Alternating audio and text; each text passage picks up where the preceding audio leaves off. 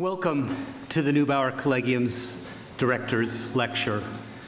This evening, Professor Robert Shiller, Sterling Professor of Economics at Yale and a Nobel laureate in economics, will give a lecture entitled Narrative Economics. Professor Schiller's work is of such distinction and wide interest that he could easily be speaking at any of a number of departments or research institutes on campus. But perhaps a word is in order on why he is an outstanding speaker for the Neubauer Collegium. The Neubauer Collegium for Culture and Society exists to promote conversations and collaborations around issues so deep and complex that it is unlikely that any one perspective or area of expertise will be adequate to address them. We do not exist for the sake of interdisciplinary research per se, but rather to bring together people from any discipline, indeed from any domain of thinking and from any part of the world, to think through a problem wherever that thinking needs to go. And what unites these communities of inquiry is a concern with the human, with who we are as we best understand ourselves, and with issues and concern to us as human. For example, what are the best ways to preserve and present material cultures of the past? What is human health? And what are the best ways to promote it? How should we think about and respond to challenges of climate change? What is it for an environment to be sustainable? How are we to understand crime within human society, and what are ethical ways to respond to it? What is the significance of the humanities and social sciences? The humanities and social sciences are not simply different areas of inquiry. They are different postures of the mind. The social sciences demand scientific rigor, an approach to the human that understands rigor in terms of an objective stance, one that is testable, repeatable, and evidence-based. The humanities, by contrast, are essentially first-personal, singular and plural, in the sense that what is to be understood, the human, is itself shaped by the very understanding that is taking shape. The human world is shaped by literature, philosophy, history, and culture, not simply as external forces, but by the very understandings of literature, philosophy, history, and culture that constitute it. Now, this is not, I think, subjective. It's not a subjective as in contrast to the objective sciences. It's rather a realm of the human in which the concepts subjective and objective are not well suited to understand what is going on. The inquiries are also rigorous, but it's a different form of rigor. But how might these different postures of the mind, the humanities and the social sciences, come into fruitful conversation and possibly influence each other? Now, to me, this is a very obvious fact. Some of you may not know this, but I think very few. I am not an economist, and I make no claims to expertise. But when I read through Robert Schiller's books, I think this is a world Plato would recognize, as would Freud and Shakespeare, Tolstoy, and Proust. And in his book, Fishing for Fools, which is PH in both words, in Fishing for Fools, for example, Schiller and his co-author, George Akerlof, argue that a free market is efficient, not just in creating objects that satisfy our desires, but also in taking advantage of weak spots in our human constitution, temptations, seductions, wishes, many of them unconscious, that ought not to be thought of as what we really want. And he calls this the monkey on our back. And Schiller argues that there is such efficiency and inevitability in taking advantage of the monkey, or to use another of his expressions, of fishing us for fools, that we ought to consider this process as internal to the free market and not as a set of externalities. Now, Plato came to a similar conclusion modulo his time, and it shaped Socrates' critique of democracy as a political form. Republic's books 4, 8, 9, and 10 are, I think, now required reading for our times. For Socrates, rationality was not to be found thick on the ground amongst humans because it required both an accurate understanding of what it would be to live a happy life and a psychic capacity to organize one's psyche so that such an understanding harmoniously prevailed. Now, his investigation of human psychology led him to believe that appetites regularly distort our conceptions of human happiness. Now, this occurs, he thought, via the production of seductive narratives that distort reason's ability to distinguish tempting appearance from real happiness. Now, in this picture, it is less that there is a monkey on our back than that there is something monkey-ish within us. And if we add Darwin into the mix, the point is not that the monkey is on my back, but that I am a monkey's uncle. And what are we to do about this? I understand that Professor Shiller's work is controversial within economics, and controversy is often welcome within a discipline. But that is not the reason I invited him. It's not for the sake of controversy, nor is it a way of weighing in on one side or the other. I have invited him because he is a distinguished thinker within his discipline whose ideas and hunches reach out and challenge us throughout the humanities and social sciences. To pursue his thoughts, we would need not only to be economists, but we would need to think deeply about what rationality consists in, about the difference between real want and distorting temptation. What is it for human lives to be fulfilling? What are narratives, and what place do they have in human life? How is it best to think about the human psyche? What political formations foster human flourishing? In short, Robert Shiller's work lays down challenges within economics that radiate out to psychology and philosophy, history, literature, sociology, anthropology, and political thought. Now, as you probably all know, Robert Shiller won the Nobel Prize in Economics in 2013, along with our very own Eugene Fama and Lars Hansen. He has taught at Yale since 1982. He is well known for 3 best-selling books, Irrational Exuberance, and then 2 co-authored books, Animal Spirits, How Human Psychology Drives the Economy and Why It Matters for Global Capitalism, and Fishing for Fools. He has written many important articles on market volatility and the creation of bubbles, and he is widely regarded as one of the most influential economists at work today. Now, on the occasion of winning the Nobel Prize, Shiller wrote an autobiography that is available on the website of the Swedish Academy, and I recommend that you read it. Especially poignant in his account is the account of his marriage. It's not just that his tribute to his wife, Ginny, is sincere and heartfelt. It is that she is an accomplished psychologist, and their conversations opened up his economic thinking to the world of psychology. The kinds of conversations we want to support in the Neubauer Collegium seem to be occurring within the Shiller household on a daily basis. Now, after Bob Shiller speaks, we shall have an open-ended conversation with him and John Levy, followed by questions and answers from the audience. Now, John is probably well known to most of you, but for those who don't know him, John is a professor of history here at the University of Chicago, and he specializes in the history of economics in the United States. And his book, The Ages of American Capitalism, is forthcoming from Random House. And John is currently a principal investigator in the Neubauer Collegium project, The Economy and Its Boundaries. But now, please join me in welcoming Professor Robert Shiller, who will speak to us today on the topic of narrative economics.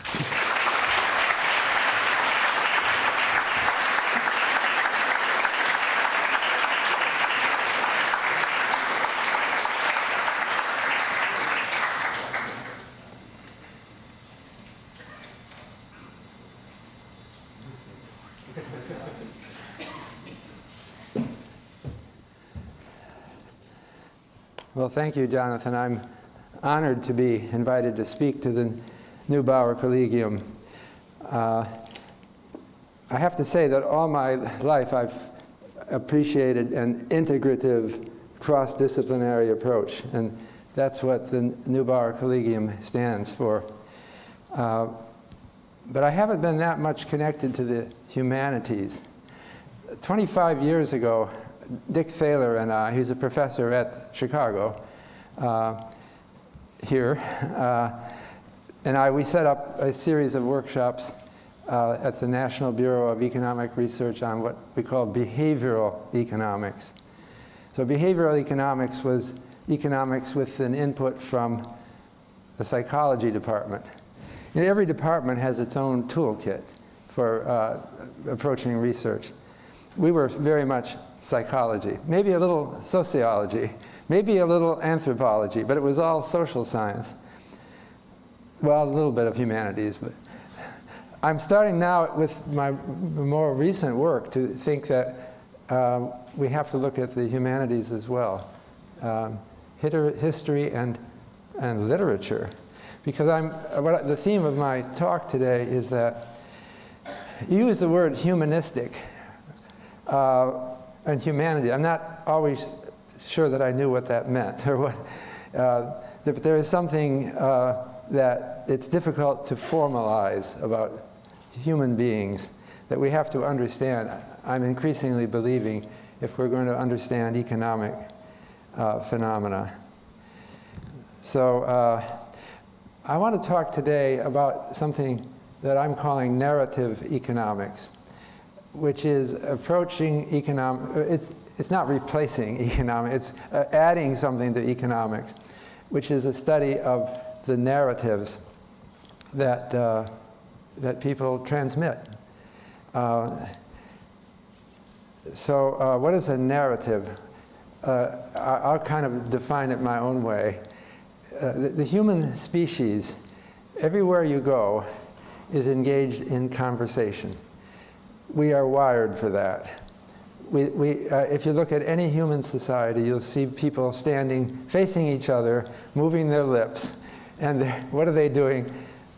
Largely telling stories or narratives. And narratives then spread through contagion. It's from one person to another. There's an inventor of a narrative, and then the narrative spreads. It can disappear quickly, or it can last a long time. I think of a narrative as a gem, something that you heard somewhere, and you think, oh, I'll remember that. Next time I'm in a conversation, I'll use that. I'll say it, and I'll try to present it right, because I want to have the effect that it had on me. That's a narrative.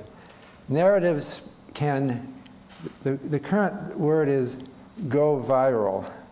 That means they can have a contagious element from one person to another and then explode onto the national or international stage.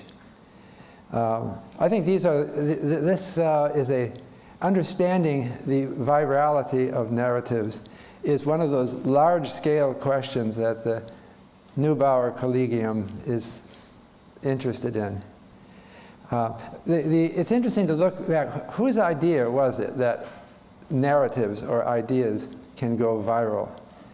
I think I've traced it back with the help of Joel Mokyr at Northwestern University to David Hume in the mid-1700s. So it was Hume who seemed to be the first that I found. Tell me if some of you know of an earlier statement. But they didn't even have a germ theory of disease yet, so it was in its beginnings. The really clear statement, I thought, was in Gustave Le Bon's 1895 book, The Crowd. This book is famous for coining the term crowd psychology. But he also used another term that never caught on, never went viral itself, and that was idea microbes. This is 1895. Now, why didn't he say virus? Because, as you must know, viruses weren't invented or discovered yet until, I think it was 1897. So nobody could say thought virus. And then Richard Dawkins is credited with the term, you know the term meme, M-E-M-A, is a thought virus, an idea that is transmitted and can go viral. So I thought, this morning, I'm at my hotel, they give away newspapers, and I thought, I have a good example of a narrative right here. I don't know if you can see this. Can you see this?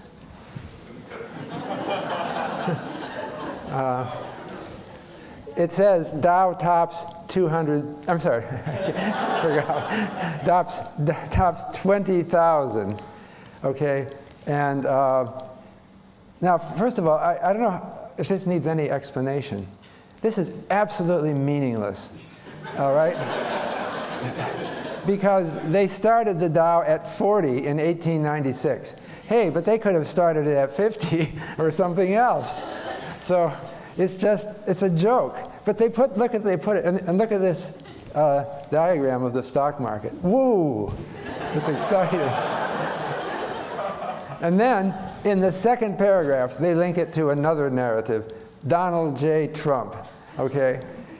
Now, this is something that you are trained to do in journalism school.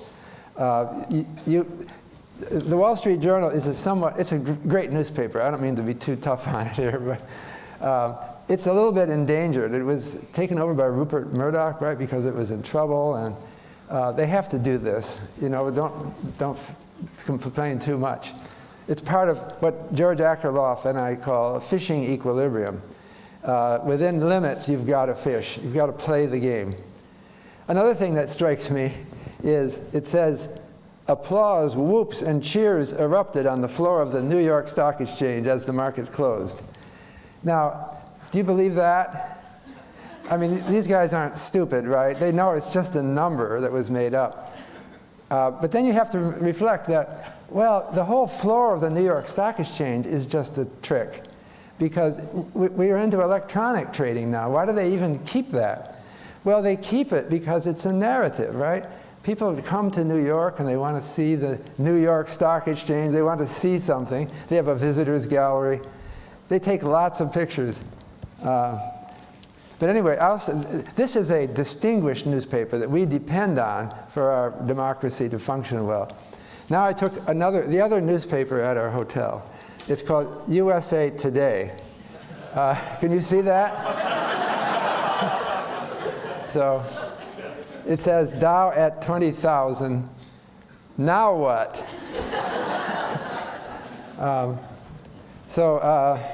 And Dow 20,000, a long-time goal of Wall Street bulls that pessimists said was a pipe dream, is now etched into the record books as the biggest milestone ever achieved by the 120-year-old index. That's just so much baloney, right? I mean, and they bring in human interest. Now, this is really a story, this is a narrative about a number, this 20,000. But it's also a story about people, because they talked about these, the triumph of the bulls over the pessimists who said it was a pipe dream. This is what they teach you in journalism school, but you'd learn it yourself eventually if you ever wrote for a newspaper. You've got to bring in human interest. And so they're thrilled by it. But here's a picture. See this? You can't see it. It's too far away. But it's someone on the floor of the New York Stock Exchange with a big smile. Now, do you believe that? You know, he's not really thrilled by the... He knows there's a camera there, right? He's putting on an act. And they're all in this. This is telling a story. It's not evil. I'm just saying, do you really believe, with all this noise, this is what people are reading? Is anyone really studying the fundamentals this morning of the stock market and thinking about what level it should be at? So that's narrative economics. Now,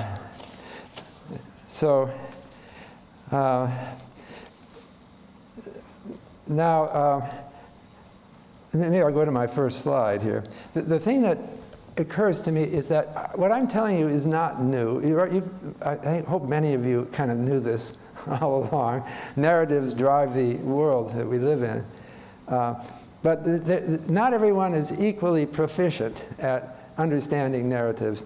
And I have to say that my own profession is one of the weaker ones in appreciating narratives.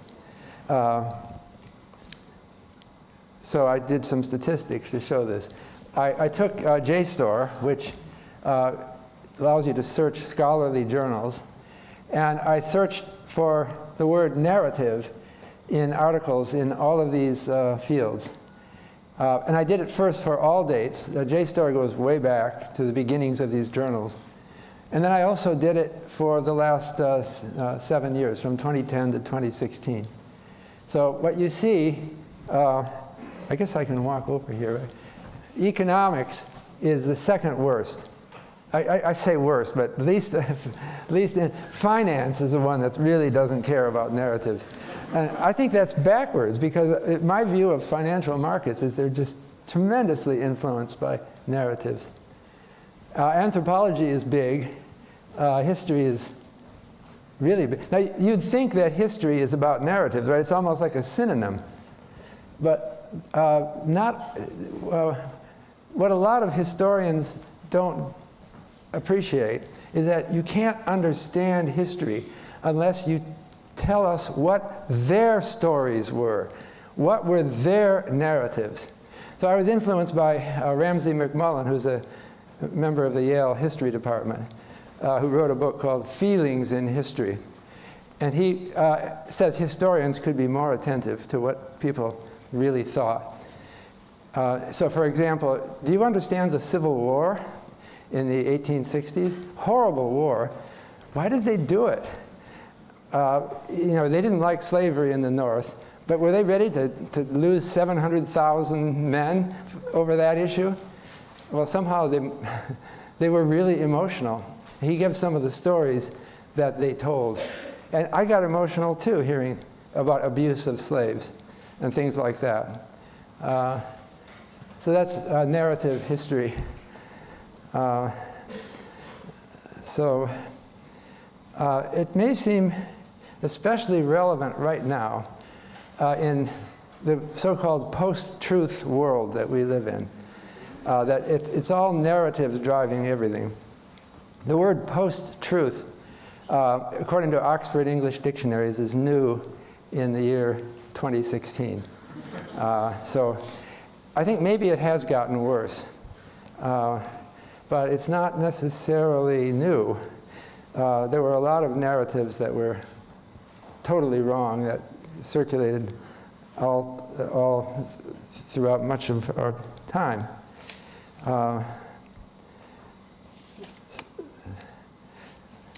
Can I say something about Donald Trump narrative without influencing anyone? Every storyteller has a certain background and understanding of how to tell a story.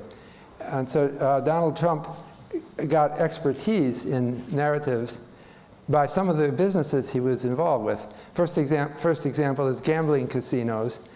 And they have a theme. I don't even know. What does he have? Taj Mahal or something?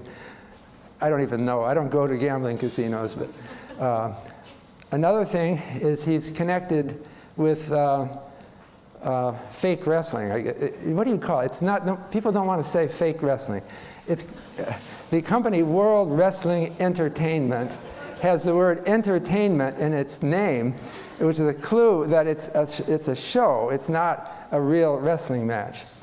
And so he appeared on their videos, or the TV show, with Vince McMahon, and now he's appointed McMahon's wife, or nominated her for Director of Small Business Administration. This has a certain form of narratives that appeals to a certain element of the population. Probably not most of you here. I don't know, I'm guessing. But they have clear delineations of good guys versus bad guys. They're braggarts, they're obnoxious. It's just apparently fun to watch. So he learned that trick. And then he had this TV show called The Apprentice, where a reality TV show where he was presented as a mentor, tough but a strong person. All these things shaped his campaign later, and it was just so much. He had so much practice and attention to what works again in front of audiences that it seems not so surprising. I didn't predict it, but not so surprising that he won the presidency. And he's having economic effects. Really, if he cuts the corporate tax rate from 35% to 20, now he's saying less than 20, right? That should, in principle, it should really push up the stock market. And a lot of what we're trying to predict with financial markets is to predict that sort of thing, and that means we're trying to predict narratives. So it seems like it should be. I'm not the only person raising this. There's Morton Shapiro. He's the president of Northwestern University. He's coming out with a new book with a Russian language co-author. I mean, he's a language and literature person, Gary Morrison, called Sense and Sensibility, arguing that the economics profession should be more focused on what they call narrativeness. And Deirdre McCloskey has an article recently asking for, forget what he called it, some kind of narrative economics. So maybe this is something of a movement. Now, narratives are part of, I said this before, but I want to just clarify. The human brain is built around narratives. It's not just, I feel good, I think a certain way because it feels good. No, it's because there's pathways built in. There is a structure to support narratives. It's the human species. And in fact, a number of people have proposed, I have a misplaced slide, but I'll say it now. Homo narrans was proposed as the name for the human species by Walter Fisher in the 1990s. We call us Homo sapiens, but maybe we're really not so. Sapiens means wise. Maybe we're more Homo storyteller. And then Stephen Jay Gould said we should be called Homo narrator. That's Latin also. The word narrator is a Latin word. And Ferrand and Wilde said Homo narrativus. I don't think they know about each other. They're getting Latin all different ways. We need a Latin scholar to name the human species. But I think the human species really is, your mind is really built around narratives, especially human interest. That's why advertisers put little skits on. They don't tell you about the product, they just show somebody else doing some human action. Another bit of evidence about the human mind and narratives is dreams. Did you ever have a dream at night that involved no people? And it was just abstract, maybe moving triangles or equations? No, it's never like that. It's always a story. And a lot of people have an impulse to tell someone about it. But the story is kind of crazy. It just jumps from one thing to another. It doesn't... Now, the interesting thing is that the neuroscientist Edward Pace Schott has a new article out arguing that there's a certain kind of brain damage that causes confabulation. People who tell nonsense stories, it's because of brain damage, they can't help it. So he looked at the brain activity of some of these patients and found it similar to the brain activity in REM sleep when you're dreaming. So that's what it is. It's just, there's other mental illnesses like schizophrenia where you hear voices, or autism is related also to narrative disruption. So I'm just saying, we really need to think about the human species as narrative-driven. So I wanted to move then to another department of the university. This has been such an odyssey for me, trying to follow up narratives. I feel almost, I think one reason economists don't do it is there's just so much to read about narrative, all different departments. And it's very difficult. So most scholars might retreat out of being intimidated by the vast literature. So now I wind up in the mathematical epidemiology department at the medical school. And we're talking about contagion of narratives.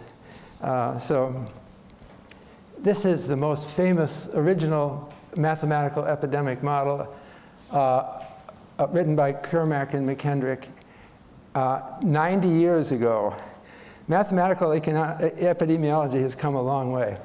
So, but this was the classic, as I understand it, original model. So what we do, we're going to have a fixed population. There's only n people in the population. And we're going to divide them into 3 compartments. Now we're talking disease here. This isn't economics. This is 1927, the med school, okay? Susceptibles, infectives, and recovereds. So the idea is this is a disease. Nobody dies from it, but they become immune from it. And they don't spread it anymore after they're recovered. And then we have, it's very simple, 3 equations. susceptible is converted to an infective by catching the disease. And that's related to the contagion rate times the product of the number of susceptibles and infectives. Sorry, this is a math lecture all of a sudden. I sprung this on you, but I won't dwell on it too much. And then, so that's understandable, right? They're just not, they're no longer susceptible, they're infected. But the reason it's the product is because it only happens when a susceptible meets an infective. And so the product is a number of possible such meetings. And then, well, dropped down to the third equation, it says that recovereds are, the change, the derivative of recovereds is equal to the number of infectives times a recovery rate. That's just exponential decay of infection. And then this is the third equation. Since they add the total number of all three sums to n, the sum of the derivatives has to be 0, so this is the equation. If you didn't get all that, don't worry. All it says is that there's two parameters, contagion rate and recovery rate. And every disease has its own contagion rate. It might depend on conditions, weather or crowding or something, but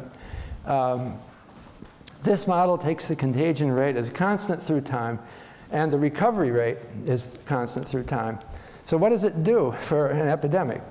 We're still in the world of the med school, but I'm going to apply this to thought viruses. So this is an example of the solution to those differential equations, where I start out with one infective introduced in 100 people. So this number of susceptibles starts at 100, number of infectives at 1, and the number of recovered is 0. You can see that I'll just focus on the number of infectives. It rises, and then it falls in a hump-shaped curve that's, in this case, skewed to the right. Okay? And that's an epidemic. Now, the really neat thing about the Kermack and McKendrick model, I'm going to just show one more slide. Oh, oops, I'm out of order here. Maybe I don't. I thought I had the other. Yeah. I won't. I'll race through this thing. The epidemic size depends on C over R. The number of people who eventually get infected is R infinity, and that's a function of C over R. So big epidemics are epidemics with a high contagion rate relative to the recovery rate. Not absolute. High. If both recovery rate and if both C and R are high, then the epidemic would just move very fast, and it won't get necessarily big. So you can have, the bottom line is, if you didn't get any of this math, is that you can have fast epidemics that last 2 or 3 days when both C and R are high, and then they're over. Or you can have slow epidemics that take 100 years, and then they're over. And you can have epidemics that only end up infecting 5% of the population, or it can be 100% of the population. It all depends on those two parameters. So let me get back to, I'm going to give you an example of a thought virus epidemic. This is, let me jump ahead. This is the Laffer curve. I'll come back to this slide. Art Laffer was an economist who had lunch in 1974 with Donald Rumsfeld and Dick Cheney. These were powerful Washington people. And it was at the Two Continents restaurant, wonderful Washington restaurant, I guess. I've never been there. And while he was there, he drew this diagram on a napkin. What it is, on this axis is the tax rate, income tax rate, and on this axis is the revenue that the government collects from the taxes. And he said the tax rate could be anything from 0 to 100%. But if you put 100% tax on somebody, they're not going to work, right? If you're going to turn it all over to the government. And if you put a 0% tax rate, you're not going to get any revenue either. So there's two tax rates that give you 0 revenue, 0 and 100. But if you pick, let's say, then the punchline of his story on that occasion in 1974 was, what if you wanted to raise this amount of revenue? There's two tax rates that will do it. There's this one, which is low, and it doesn't disincentivize people from working too much. Or this one, which is like 90%, and almost nobody works, but somebody does, and so you still collect the same amount of revenue. I don't know if I said that right. It's like telling a story or a joke, and I'm feeling a little, not doing my best job. But isn't that a neat punchline to a story? This, for someone who doesn't know any, you don't think it's neat. This made Art Laffer super famous. If you do a Google search on Laffer curve, it's big, and it's much bigger than Art Laffer. He's swamped by his own idea. And why did it get so big? It was partly because this was I'll show you his epidemic curve. Now this is the actual counts, both for news and newspaper and for books, of references to the Laffer curve. 0, of course, until 1978, because that's when Jude Wanniski published an article describing just what I told you, the dinner at the 2 continents, the napkin, and it soared. It rose for years. This was the time when Reagan got elected and Thatcher got elected. And it penetrated the US, the UK, didn't do so well in France. In fact, Francois Mitterrand, the first socialist president, got elected. So it wasn't contagious in France. I don't know why. It was there, but not contagious. So I think that's an epidemic. Art Laffer wrote a book about the Laffer curve later. You know, once you're famous for something, it creates opportunities. But he said he couldn't even remember the dinner when he first read about it in Jude Wanniski's book. This just shows another example of epidemic outcomes. Here I'm looking for books through Google Ngrams, and I'm looking for 4 major economic theories. I've got the ISL, maybe some of you don't know what these are, but they're famous theories in economics. ISLM model, that was published in 1937 by John Hicks. And then the multiplier accelerator model, that was published by Samuelson in 1939. And then the overlapping generations model, published by Samuelson again in 1958. And then the real business cycle by Kydland and Prescott in 1982. They're all hump-shaped, like the model. I didn't select these. Some of them go faster than others. Well, that's different contagion rates. You can also look up people's names and do this.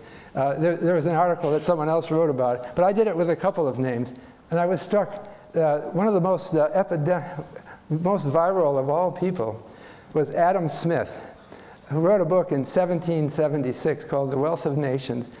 And he peaked in the 1880s, 100 years after the book. And he's been decaying for another 100 years, but slowly. And the other one was Karl Marx. Karl Marx, who died in the 1880s, I think. He didn't peak until the 1970s. But now he's been decaying for 40 years. But it's all, I think, I might be wrong to apply something as simple as the Kermack-McKendrick model to that, but it seems, so I'm sort of running out of time.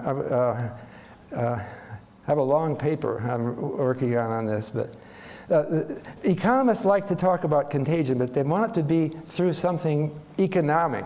So I mentioned already the, I'm jumping up here, I'm having trouble. Sorry, okay, here we are.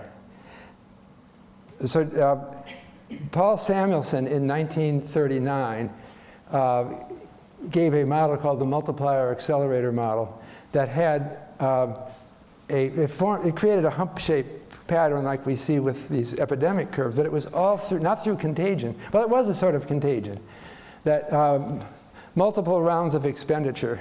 You economists will know what I'm talking about. I mean, if you can't, it was a contagion through economic channels. When you spend money, somebody else gets money, and then they spend money. But I think that this is only one, and this shows a hump-shaped pattern from Samuelson's 1939 paper. That was the, Now, why do narratives affect economic decision making? When we want to understand a recession or a depression, we have to understand why some people will stop spending, right? What causes a recession? People don't buy a new car, they don't buy a new house. Why would they not? What would make you not do it? I can't imagine anything. Now, you could say, I won't do it because it's a recession, but that doesn't tell me why recessions start. I want to know why someone during a recessionary period started spending less. And it seems like it's related to narratives.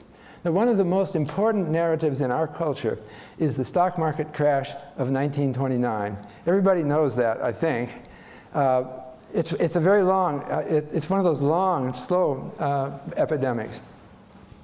And it's still having impact. I've been asking in a questionnaire survey of individual investors for people to give me the probability of a stock market crash like 1929 or 1987. Those are the two biggest crashes in US history.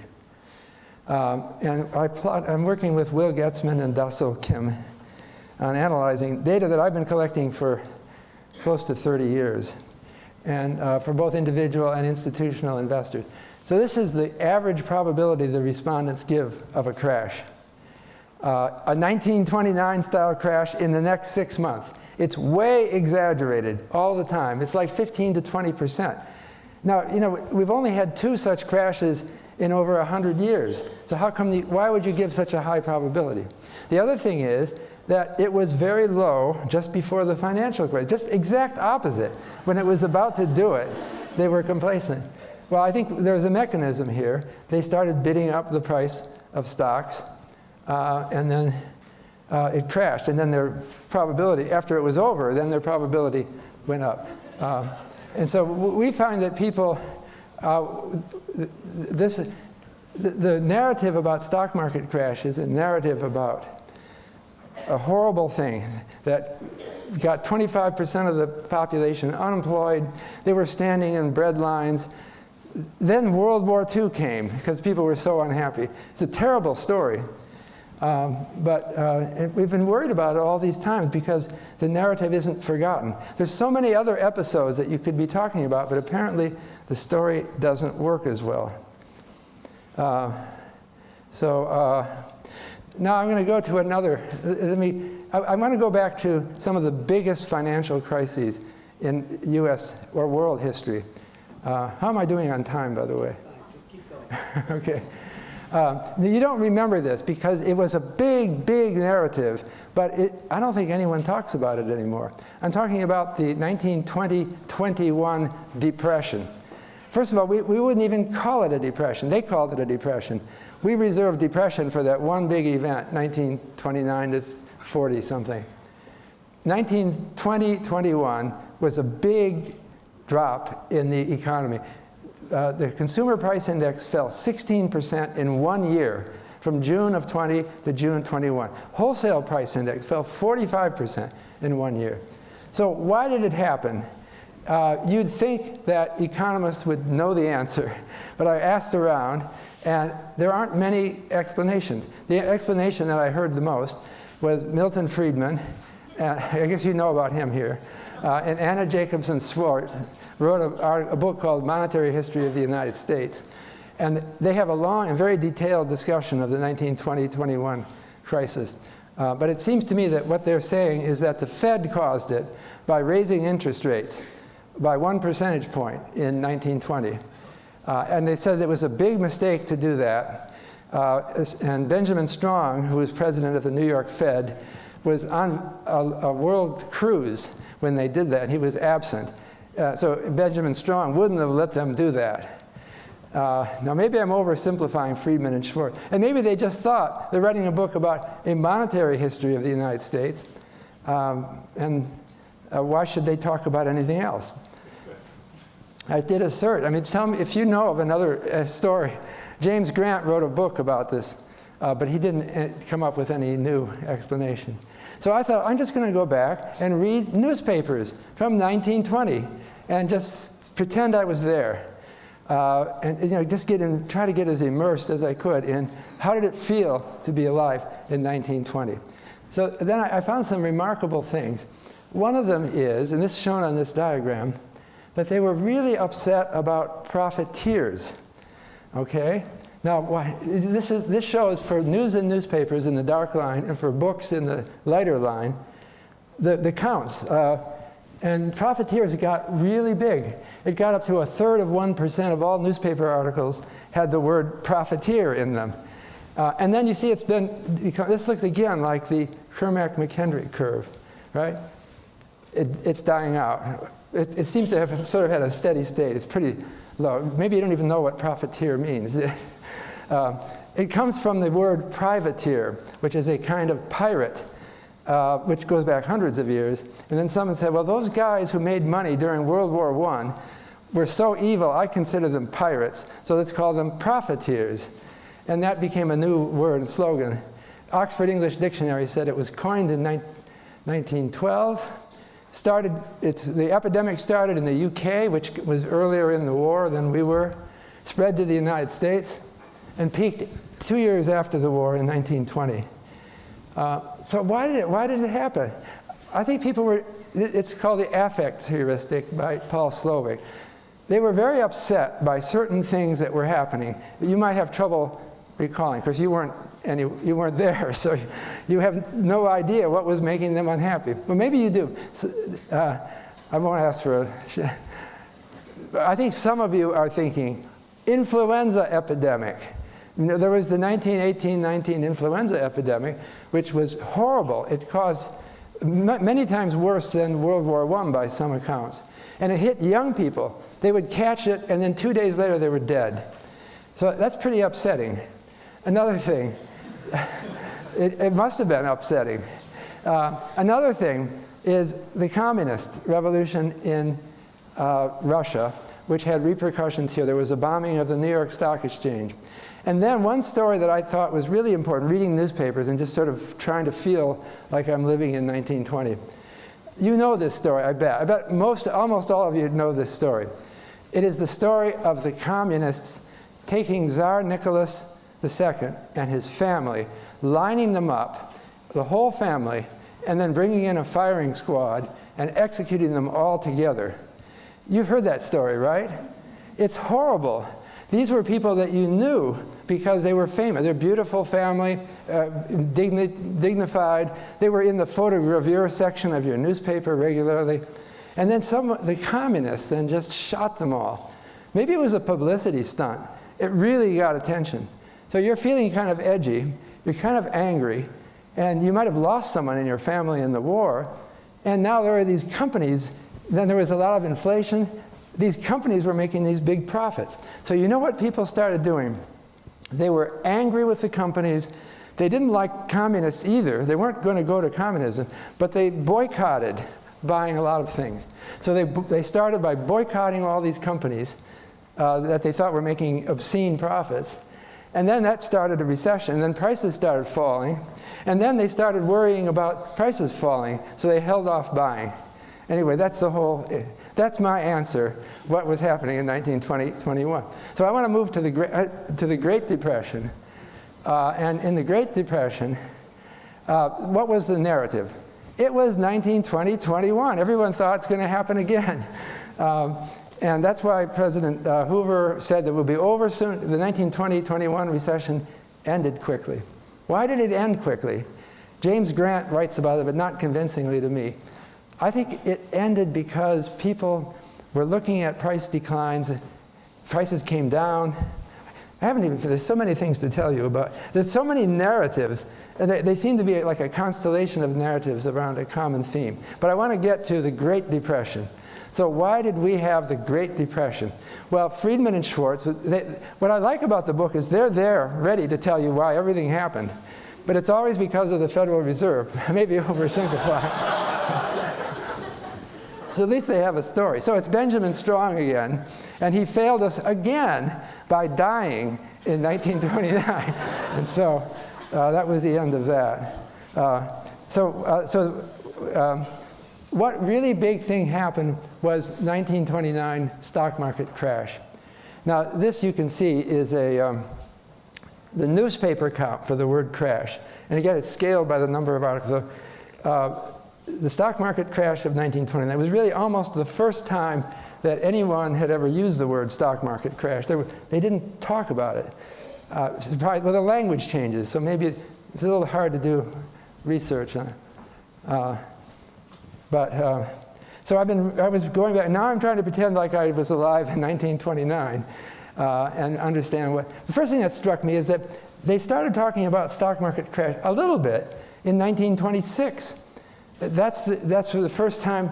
So what was going on? I think when I was an undergraduate at the University of Michigan, and my professor there, Shaw Livermore, History 322, Individualism versus Collectivism. I took that when I was 19 years old, and I've been thinking about it ever since.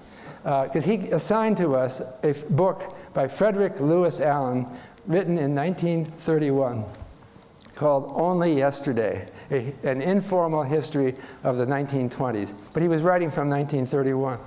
And Frederick Lewis Allen said that the 1920s was a period of prosperity, sexual liberation. Women were now wearing short skirts, and they would go off without any male companion, and they'd go out drinking at bars. There was discomfort with this. There was also a lot of financial fraud. There was a sense of moral indignation, but you couldn't say it because it was not politically correct, to use Donald Trump's term. But they were kind of itchy. There was kind of this sense that there was something immoral about the 1920s. On 1929, right after the crash, the Sunday after the crash, I went and read sermons by ministers. They loved this crash, and it was the day of judgment arriving. So now Frederick Lewis Allen in his book said that there was a change in spirit and mentality in the Great Depression.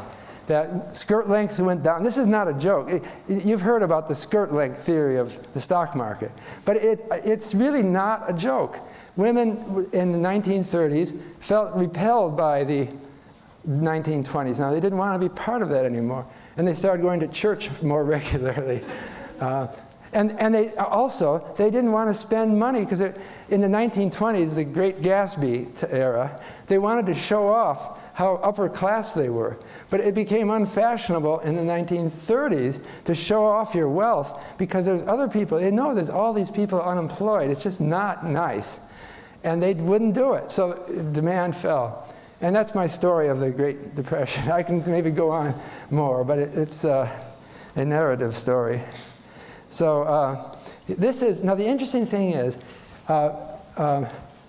Great Depression as a phrase was not used very much in the Great Depression.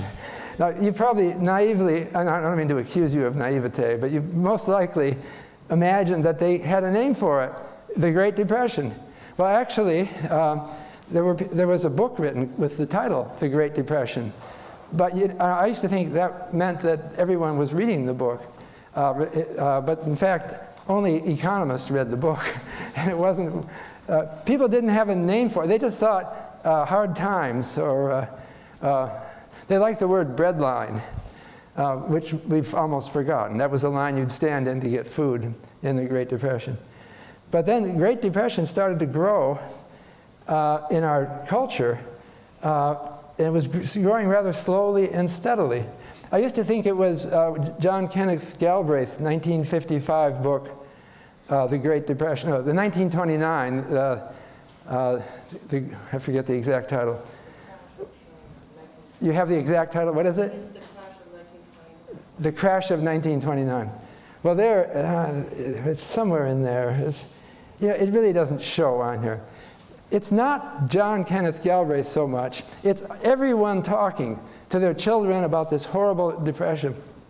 And somehow it got legendized, and it was growing.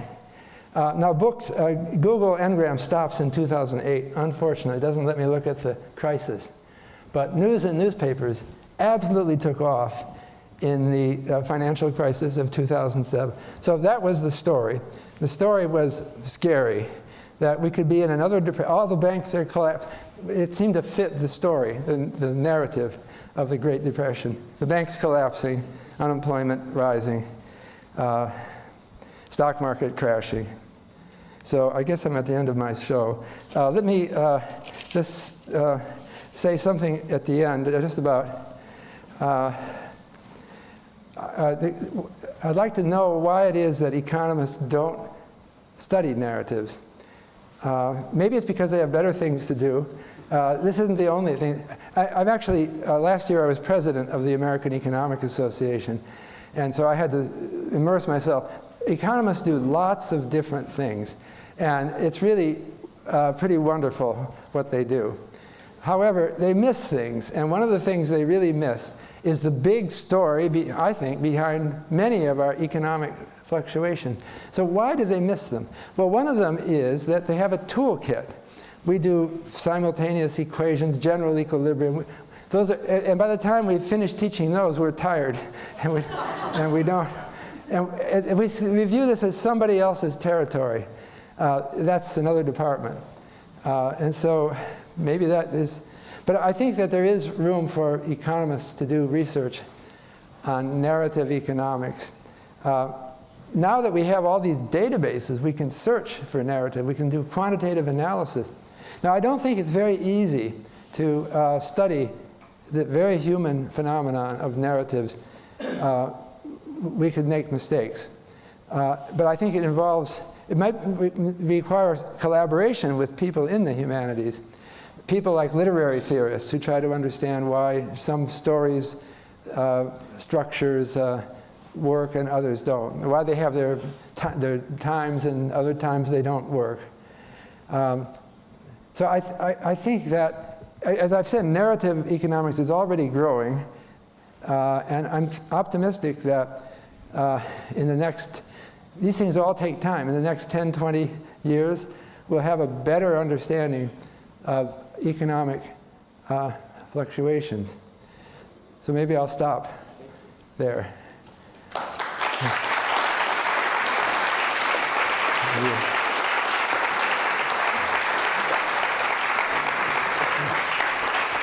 Thank you. So now we'll have a conversation with Robert Shiller and John Levy, and then we'll have questions and answers from the audience. Okay, good evening. So thank you for coming to Chicago. So as a historian, I agree with you. There are just so many narratives. And it seems to me that one of the challenges is choosing a narrative, choosing an analytical narrative with which to make sense of those narratives or to prioritize them. So I wanted to start by asking you a question about economics as a narrative and why you became the kind of economist that you are. I can't. Many economists make some pretty restrictive assumptions about human motivation, human behavior. People are self-interested, they're rational. And it seems like in the late 80s you started doing something that... I got married to a psychologist. Okay. Is that the answer? I mean, you actually started to do surveys and listen to what people were saying. Yeah. Why the reasons they gave for why they acted the way that they did. Why did you want to do that? Well, you're pointing out something that I do that's quite unusual. I do my own questionnaire surveys. Yeah. Why don't some economists do it? I'm not alone, but it's not common. Mm-hmm. It's also the kind of thing that I thought wouldn't benefit my career. So, for example, on that October 19th, 1987 stock market crash, I stayed up all night that night preparing a questionnaire survey. I wanted to find out what were people thinking on the day of the crash. Mm-hmm. And I thought this is it was the biggest stock market crash ever. And then I never submitted it to a journal because I just thought it would get rejected. Mm-hmm. Now maybe I was overly, I put it in the last chapter on a book that I wrote. But I don't know, why did I do that? I already had tenure. Mm-hmm. And I just didn't care. And the other question that still puzzles me, why didn't anyone else do it? Mm-hmm. I don't know. In 1987, the Brady Commission, appointed by the president, did do a survey 3 months later. Mm-hmm. That's too late. I think people don't remember what they were. Why is it? I like the answer. Tenure is a good thing, so we should keep it. Well, I'm in support of tenure also. But it's, yeah, that's a good point, because if you're too afraid of consequences, after a while you just get an idea that I just want to do something that's interesting to me. And So, you mentioned post-truth, and I don't want to accuse you of being post-truth, but I want to ask a question about how far we can take narratives as explanations. So one reaction I would think, I mean, I'm not an economist, but I would imagine I would have if I was an economist, is what about the fundamentals? What about supply and demand? What about larger economic forces? Is this something acting in dialogue with? Right, well, there's a whole, I mentioned real business cycle theory. So real business cycle theory, set up by Kydland and Prescott and many others, was a kind of fad for a while, and it still exists, but it assumes that the only thing driving the economy is technological change. Yeah. And it has a model of technological change as exogenous discovery. You know, the scientist is working in his lab and he spills something, and then he realizes there's something here. So it's just completely random. In fact, I don't think technological progress is like that. So Joel Mokir's book, The Culture of Growth, which just came out, argues that the reason why we're so much better off now than we were 300 years ago is because our culture has changed, not because of randomly arriving inventions. So I guess we're still in a primitive stage in understanding macro fluctuations. If we can have a controversy as basic as that, if we can have a school of thought which says there's no role for anything except technology, and I'm taking the other extreme. It was fascinating to hear accounts of these historical depressions and the kind of narratives that were underlying them, and I was struck by how many of those narratives seem to be moral narratives, seem to be about morality. Does that hold across, or?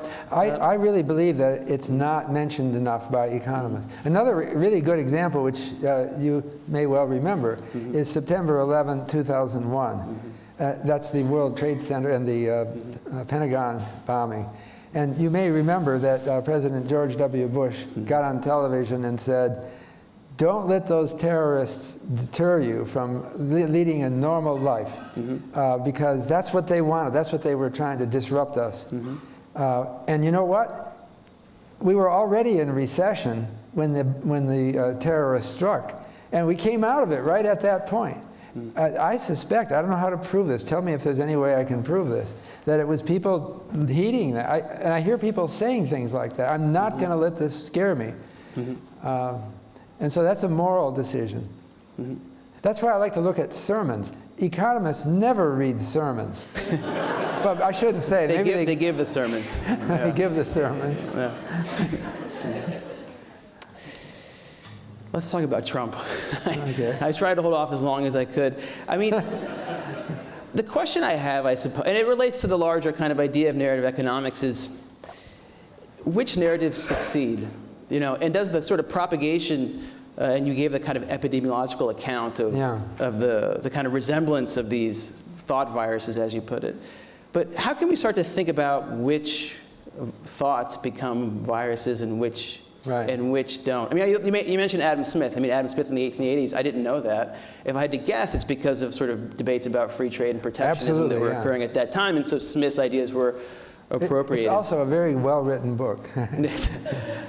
So why does Trump's economic narrative, why do you think it's so, I mean, clearly he's a promoter. I mean, he comes from he has particular skills which we would think would lead him to be able to propagate his ideas very effectively. But nevertheless, why his kind of nationalism, his populism, why is that succeeding right now, do you think? Well, I have to say, I didn't predict his election. Although we gave a lot of money to Hillary, just too late. We started to worry 2 weeks before the election, my wife and I. So I didn't, but you know, these are somewhat random. That I was just talking with Jonathan Lear about the number of musical groups that have only one hit. So there's just something clicks. And there's something in the human brain that responds to certain songs. I I don't think we understand that. And who does? Someone in the room who understands it can tell me. I don't think I do, but I think that the idea of make America great again. I remember he gave a speech, a campaign speech, I think it was in Pennsylvania, and he got up and said, we're going to bring the steel factories back. I don't think anyone there believed that he would actually do that. So it seems to be, a kind of fantasy. That seems to be part of it. So I'm curious how fantasies might play into these kinds of narratives. And then second, it seems to be a kind of nostalgia. And actually the entire campaign, Sanders had a kind of nostalgia for post-war social democracy. Hillary had I thought, a kind of nostalgia for a kind of 1990s globalism.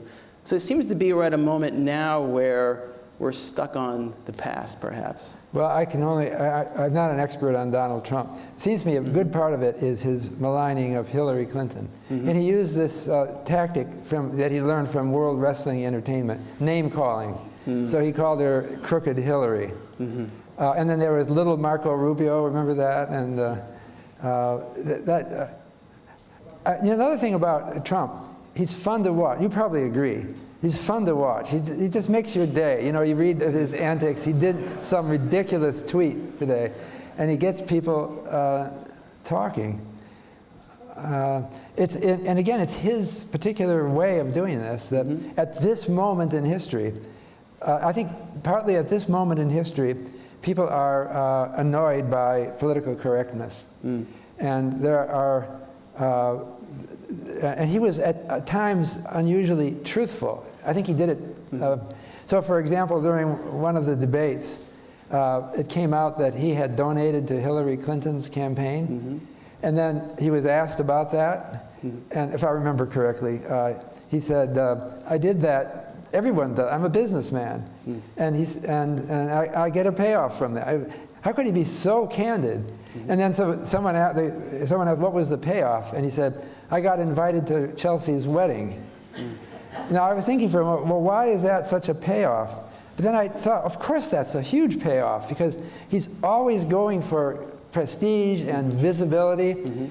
And so being at her wedding, he'll be photographed there. He doesn't care, I think, so much about money. He wants to be the big, important guy. So I started to understand he was actually truthful at that moment. And in a time when the other men were all looking bland, and he was fun to watch. You wrote a famous book called Irrational Exuberance. I did. Yeah, you did. And then, and then the stock market tanked. And then you brought out another edition in, I think, 2005, that said there was a housing market bubble, and then the housing market tanked.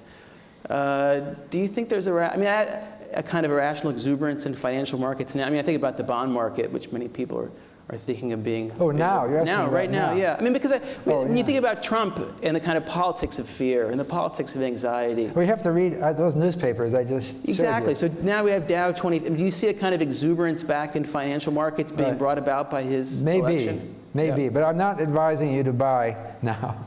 Maybe. The other thing that was on the USA Today this morning saying house flipping is back. So house flipping is buying a house and selling it 6 months later at a big profit. And that apparently, it's my impression too that it's coming back. So yeah, it could happen again. We could have another big boom. It would be the Clinton boom, like the Coolidge boom. I didn't mention Coolidge in 1920s. Coolidge was kind of like Trump in some ways, in that President Calvin Coolidge, in that Coolidge was pro-business. He said the chief business of America is business.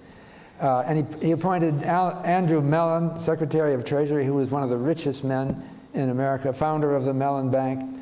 So you knew in the 1920s, we have a pro-business Republican government that wants us to do well. He's not going to regulate us or tax us. It's exactly the same thing that we have now. So we could have, I see it as a plausible scenario that we could have another 1920s. And maybe it will end in what will it be, 2019 or 2020? I don't know. It could end badly. It's true that leading up to the vote in Brexit, there was a lot of fears that if Brexit happened, there'd be a kind of economic disaster. It didn't really hasn't taken place yet, at least not in financial markets. And similarly with Trump, if he was elected, there would be some kind of meltdown. And actually the opposite has occurred. So I'm kind of wondering if a kind of nationalist or anti-globalist narrative might be behind actually some of the movements we're seeing in financial markets. And I wouldn't like to think so myself, but might be having success. I think it's also a fading of the World War II narratives. So there was always patriotic Frenchmen and Englishmen and Germans, but they were so ashamed of what happened back then. But now they just don't remember it. That's the simple forgetting. Yeah, that was a fascinating aspect of how memory of past economic moments feeds back into the present and shapes the future. I wanted to ask you a question, because I know we have an undergraduate class here that I spoke to a few weeks ago that's economics class on inequality. And inequality is a really important issue, political debate, but also economic debate. I just wonder if narrative economics might help us think through this issue. Right. I think inequality is a huge issue, and it's going to be a big issue in the future because of technological progress. Now, Donald Trump was aware, he's a sensitive person, he's aware of what bothers people. So being laid off when you're 40 and then looking around for a job, and you get the impression, I'll never get a job like I had before.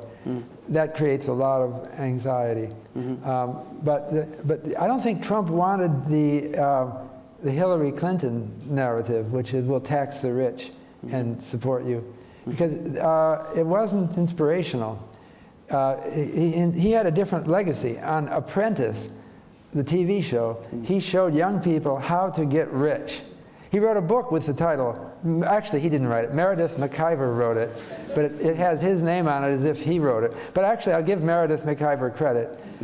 She did make it sound like Donald Trump. And, and it does exemplify his candid explanation of his philosophy of life, which is, I'm quoting Meredith, think big, live large.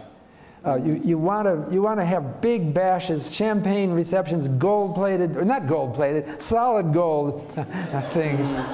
And in the long run, it'll make you famous and successful. Thinking about these issues and how economics might incorporate them in the next, I think you mentioned 10, 20 years, how much of this kind of behavior, when we think about emotions or anxiety, can be expressed in math? Oh, in math? In math, yeah. Can you model it? Well, there's also recently a lot of talk by people who think there's too much math in economics. I don't like, just as there are people who say there's too much regulation. I don't think these are things you can quantify.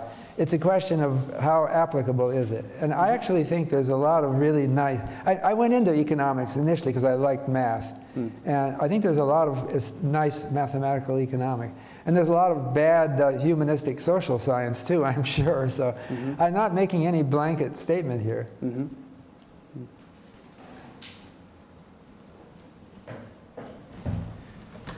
Well, first, John, thank you very much. And we're open for questions. I'll call, and if you wait to get a microphone, somebody will bring it to you. Yes, please.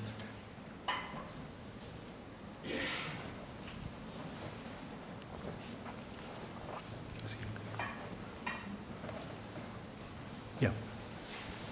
Professor Shiller, I think this was your website, but you have a website dedicated to your Shiller PE. And I noticed that the PE was roughly 2 points below Black Tuesday in 1929. Is this have predictive ability? Yeah.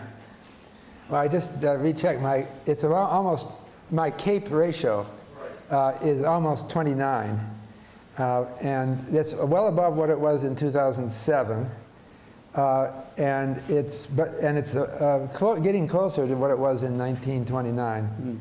But it's not as high as it was in 2000, the beginning of 2000, when it was over 45. So this thing seems to predict the stock. It has historically. This is PE. We should say this is price to earnings. Oh, I'm sorry. The price to earnings ratio. Yeah.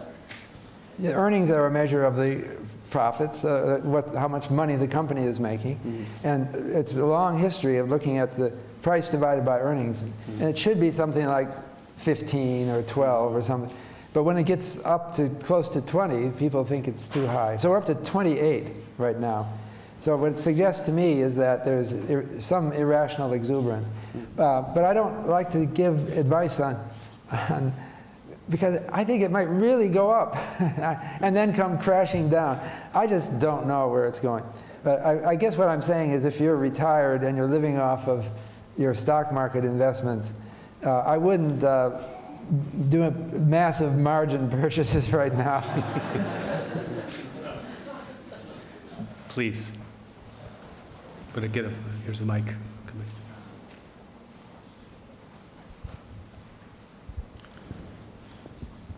Thank you, Professor Shiller. My name is Dan Lappin. I'm an alumni of the college with a degree in economics.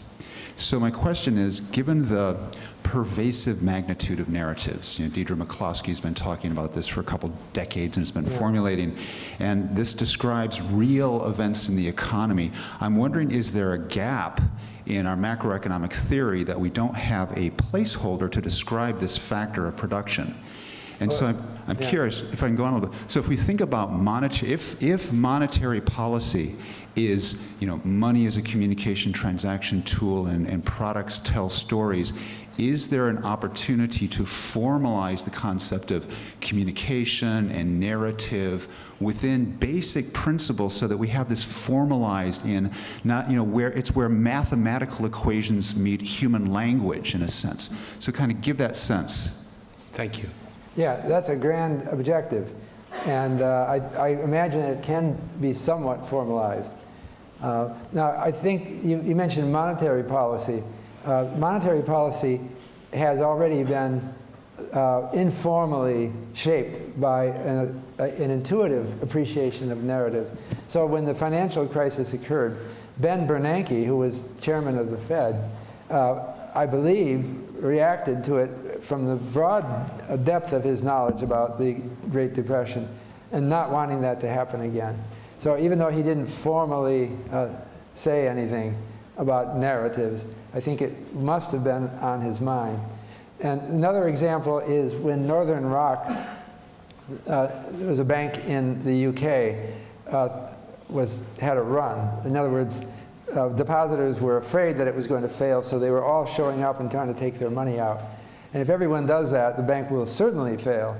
So they didn't have full deposit insurance in the UK. So the Bank of England just said, we'll bail it out. We won't let this bank fail. They did that quickly. Why did they do it? I think intuitively, I guess it was Mervyn King, knew that the UK had not had a bank run since 1866, and the public just was not worried about bank runs. He didn't want one now. And so even though it defied all standards of justice, he just bailed them out. And that was an important decision, based, I think, on, we have a common sense view when we see history happening of the importance of narrative. But how to formalize this, I think it's not impossible, at least partially to formalize it. But I don't, we're not there yet. Just a question right there.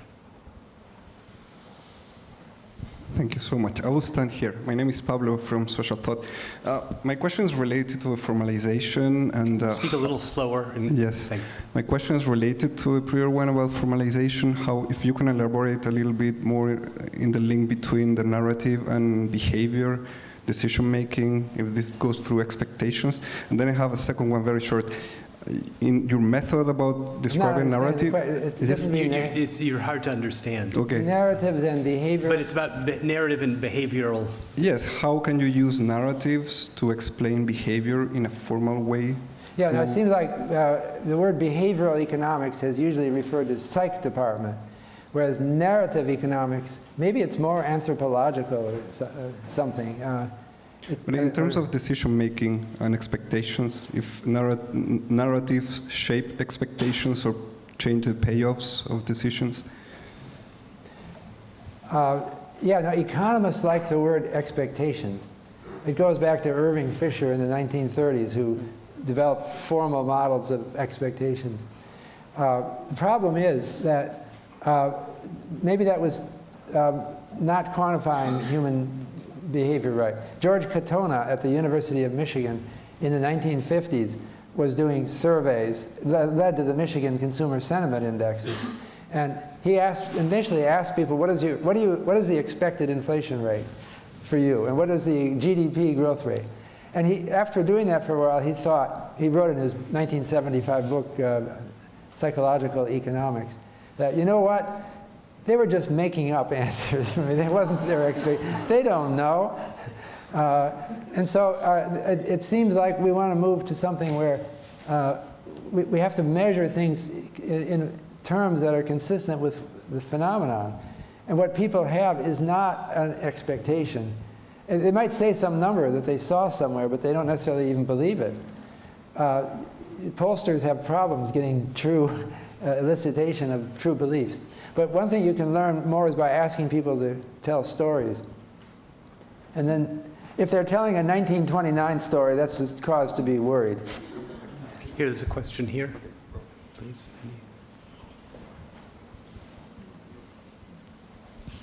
Thank you. So you discussed Trump sometime. My question is, can Trump ruin United States generally? Can Trump Ruin. Ruin United States can as a Trump country. ruin? Yes, as a country, not only economy because it's part, but generally.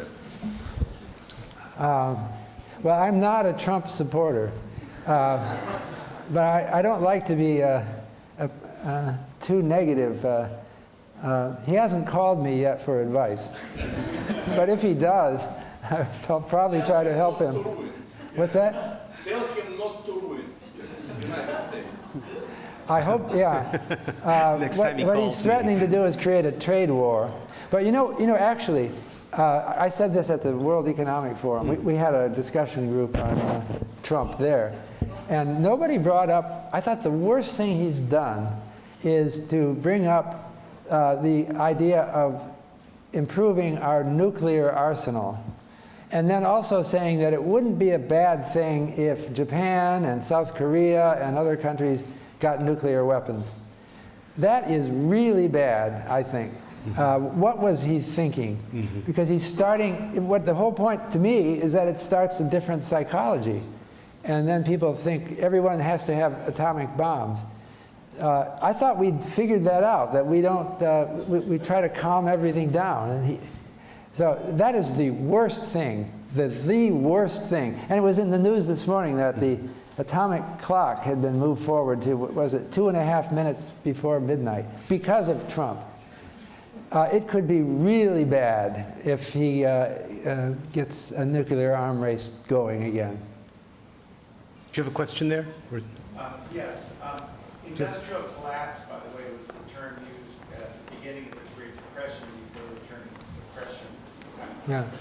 What I want to get back to is the question about the narrative question that the previous questioner asked.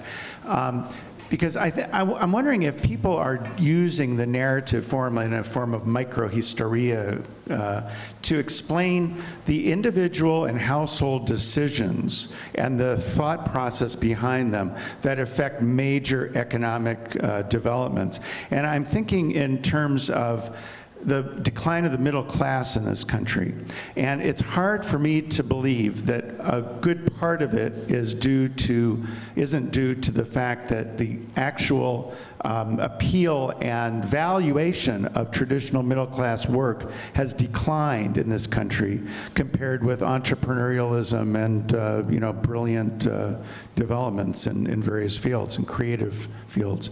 So what I'm wondering is are people looking at writing this from an individual point of view, taking testimony and histories of individual families, looking at their thought processes on how educational decisions are made and how career planning is done, for example? Are you asking, are people doing this? Yes, I don't know what people, I've tried it. I'm struck, when you search on Google Scholar for narrative, you come up with so many things. So I hope some people are doing that. Now, one thing that is very striking to me about the current narrative is that it's negative on the intellectual elite, and it's negative about our universities. And that is a worrisome, it's not I assume the present company are not negative about universities, but this middle class that you talk about that is disaffected, they think of conspiracies, that the universities are run by communists. It's an unfortunate turn of things, which empowers Donald Trump, who is willing to throw the bums out, you know, and not... I'm not talking about that. I'm talking about the individual decision-making processes, the cultural feelings toward middle-class work that a lot of middle-class families no longer have an affection for. Like, for example, what? Well, like, you know, take engineering or drafting or computer programming or all these kind of jobs that where there are millions of openings, more than there are people qualified to fill them. There are not many more people getting degrees in computer science today than was the case 30 years ago. And it's especially true of the native-born middle class or people who used to belong to the middle class. There's just not a valuation in those kind of careers. People want to strike it rich. People want to, you know, develop a startup and go from $0 to $1 billion in valuation, or be a creative, you know, maestro or whatever. But these middle-class jobs, the respectable middle-class jobs, they go begging. Okay, I'm not quantitative. I don't know what to say. I have some impression that what you say is right, but maybe... Well, go ahead. Do you want to say something? It is a narrative that I suppose... Some people say that too many people are going into finance or business. Yeah. That's what you're saying in the U.S. today, and not enough into the sciences. Is that... It's a productive and competitive economy. It's a matter of people not going into infrastructure maintenance, the electrical grid, all these non-glamorous jobs, really. So it's not just a matter of STEM, but STEM is part of it. Well, I'm going to take the liberty of asking the last question. So you've spent your life doing economics, and you've spent your life teaching at a major research university, and the work you've done in economics has led you to sort of, there's something internal that makes you want to push out and explore something, namely narratives that, what would you say? But it's a field that you haven't really been given a lot of, training in, given the structure of education, and that you received and that is being passed on. And I wondered if in a lifetime of teaching at a great university and also doing research within the context of university, I mean, what would you suggest for structural changes in the way we teach and the way we...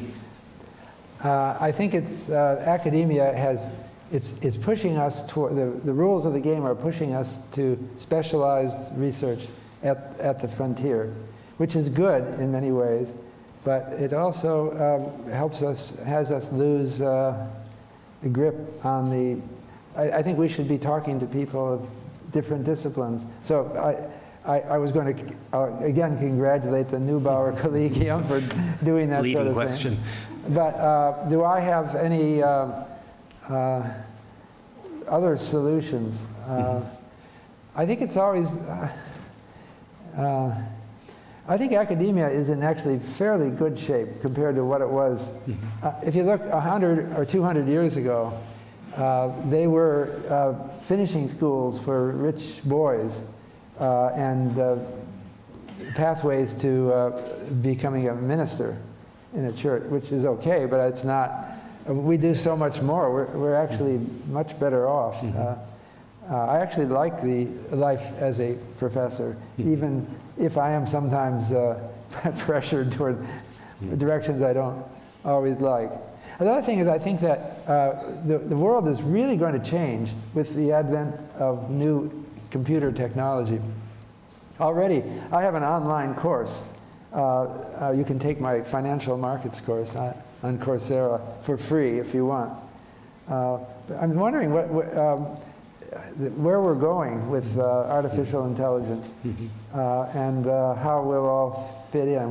We have to discover that. I think maybe we'll become a more human society in reaction to all these machines. Maybe at the university our class sizes will fall. We'll have more teachers, much more teachers, and we'll have much more relations with our students. Maybe that will change the environment. Heart-to-heart talks with your faculty advisor may help. But you're getting me on, this is not my expertise. Yeah, I wanted to know what you thought. I think it's time to thank Robert Shiller for a wonderful talk and a wonderful evening. Thank you.